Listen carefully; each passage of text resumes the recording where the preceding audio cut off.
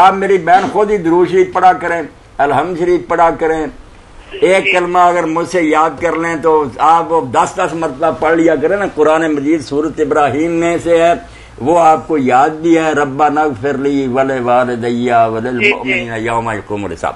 یہ 10 مرتبہ پڑھنا. سورۃ نوح ہے 29 پارے میں، اس کی آخری آیت کا ٹکڑا سورۃ نوح 29واں پارا، رب اغفر لی ولوالدی ولمن دخل بیتی مؤمنا وللمؤمنین والمؤمنات 10 مرتبہ.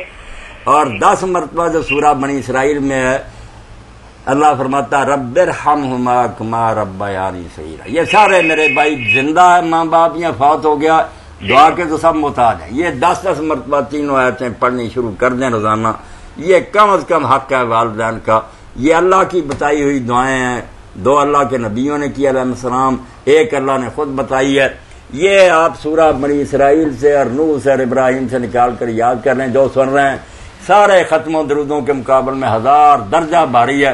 باقی جن کا کاروبار ہے کہ لوگ ہم سے پڑھوائیں، ہم کھائیں پیئیں، وہ اپنا دھندا نہیں بند کریں گے.